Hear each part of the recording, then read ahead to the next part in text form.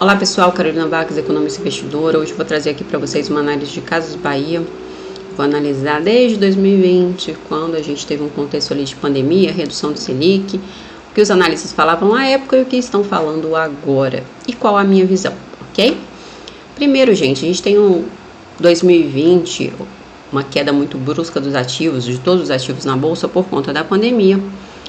E a pandemia fez o quê? Todo mundo ficou preso dentro de casa. O governo precisou fazer uma política monetária expansionista, reduzir a taxa Selic. Além de políticas fiscais também, né, aumento de gastos para poder incentivar e manter a atividade econômica ali. Neste contexto de muita injeção de dinheiro na economia, a gente tem um aumento da demanda. E qual setor que foi muito beneficiado no ano? Foi o e-commerce. As pessoas ficaram presas dentro de casa, então o e-commerce foi muito beneficiado. Além disso, a redução da taxa Selic faz o quê? As pessoas passam a procurar investimentos com maior rentabilidade, uma vez que a renda fixa não está dando retorno. Então, a gente tem um aumento aqui da demanda por ativos de renda variável. Tudo isso beneficiou o preço das Casas Bahia. A gente teve muita gente buscando investir em renda variável aqui no Brasil. E quando chegou lá perto do patamar de R$20, o preço à época, a empresa começou a lateralizar. Aqui esse contexto, nós vemos pelo indicador volume profile, a empresa trocando muito de mãos e o preço não dando continuidade ao movimento de alta. O ponto de controle, que é o ponto com maior negociação, estava aqui neste patamar de preço. Hoje, R$518, na época próximo a 20 e poucos. Só que a gente precisa entender que quando o governo injetou muito dinheiro na economia, acabou fazendo o quê? A gente acabou tendo um novo contexto sendo formado, inflação. E quando tem inflação, o governo precisa adotar uma política monetária contracionista, aumentando a taxa Selic. O aumento da taxa Selic vai fazer o quê? Vai impactar negativamente a atividade econômica e vai impactar negativamente o balanço das empresas, também por conta de dívida. A empresa, gente, estava passando por reestruturação, foi beneficiada por um ano, isso não poderia ser considerado como algo que mudaria totalmente a empresa. A gente pode ver que não foi só Casas Bahia, mas todo o setor de varejo, e é sempre todo o setor de varejo que sofre muito quando a gente tem um aumento da taxa de juros. Mas o que era falado lá na época pelas instituições, pelos analistas em geral? A gente teve... Aqui tem uma reportagem, já é de 2021, quando as ações já estavam começando a cair. 2020 estava todo mundo recomendando compra. Em 2021 isso continuou, mesmo com as ações caindo. Então a gente tem aqui uma reportagem do Money Times falando 7 trunfos da Via Varejo para disputar a liderança do e-commerce em 2021. E aí aqui dá todo um contexto de coisas positivas. Um analista da Planner muito satisfeito com o desempenho da companhia, né? E ele, o que ele fala? A troca no comando em 2019 com a nova gestão focada na transformação e na sua recuperação com investimentos relevantes nos canais de vendas físicas e online e na distribuição resgatou a competitividade da Via Varejo no mercado brasileiro. Mas, mais do que os sucessos passados, o que deixa a Planner animada são as perspectivas para a dona da Casas Bahia do Ponto Frio neste ano. A corretora reforçou sua recomendação de compra com preço-alvo de R$ 18,95. Né, visões muito otimistas, afirmando muito, de forma muito categórica, né, a visão positiva em relação à companhia, induzindo muita gente a acreditar na ação. Aqui nós temos uma reportagem já da BB Investimentos de 2022. BB Investimentos afirma que fatores desfavorecem a performance da Via. De um lado, o relatório verifica a inflação, que pressiona o poder de compra dos consumidores, e por outro destaca a diversificação de fontes de receita e a expansão dos serviços e categorias de produtos aos consumidores. Entendemos que o preço corrente do papel está muito aquém do preço justo. Há iniciativas e resultados que a companhia vem entregando que devem pavimentar seu crescimento, mesmo em um cenário mais desafiador. Eu já falava aqui da questão da inflação. Então, eles recomendavam o novo preço-alvo para a Via no final de 2022 pelo BBI é R$20. Recomendação de compra, tá? E aí, gente, o que acontece? A gente tem que entender o que eu falei para vocês. Já no final de 2020, o Banco Central começou a aumentar a Selic por conta do contexto de inflação. E aí, quando a gente vê essa reportagem né, quando essa reportagem saiu aqui, a Selic já estava muito mais alta. Isso aí, essa reportagem é uma reportagem que induziu muita gente ao erro, é uma reportagem que ignora o fato de uma Selic alta impactar tanto, principalmente empresas desse setor, empresas small caps, e também o Ibovespa já estava mostrando claramente que estava entrando ali num ciclo de baixo, né, uma forte correção.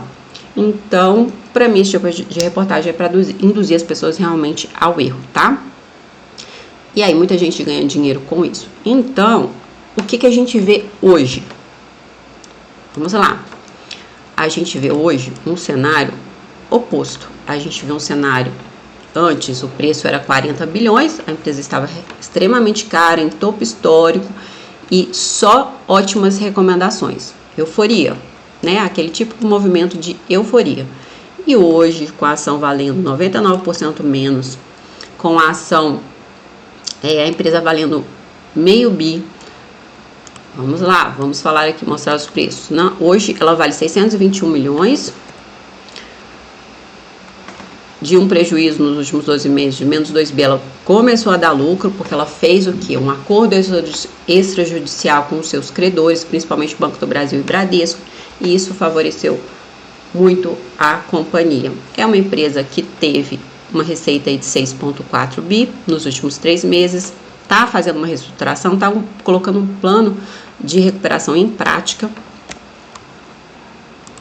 E nós temos a empresa valendo muito pouco, né, hoje. Então, a gente, pelo indicador volume profile, a gente pode perceber aqui um ponto de controle aqui próximo aos R$7. Aqui. E a empresa está recuperando esse patamar de preço aos poucos, no contexto também de Ibovespa em recuperação. Então, eu estou aqui comprada e estou monitorando para ver o que vai acontecer quando chegar nesse patamar de preço, tá? Vamos ver o que falam os analistas hoje. Santander manteve a recomendação neutra e revisou o preço-alvo para as ações de Casas Bahia, ainda vendo um cenário bastante desafiador para a companhia. Com base em seu modelo atualizado, o banco introduziu um novo preço-alvo para o ano de 2024 de R$7, ante a meta anterior para 2023 de R$ 36,20, levando em consideração o grupamento de ações de 25/1 realizado no fim do ano passado. Então, gente, o que a gente entende disso aqui? Vamos ver aqui também várias recomendações, cálculos aí dos bancos e casas de análise. Então, o Banco do Brasil, preço-alvo é 9,80 venda, Bank of America venda, R$5 de preço-alvo, Bradesco BBI R$9 neutro, BTG neutro com R$9, Citi 6,50 neutro, Genial R$4 venda, Goldman Sachs 5,50 venda. Então, essas aqui são as recomendações aí hoje dos bancos, muito pessimismo, muito negativo, recomendações muito negativas.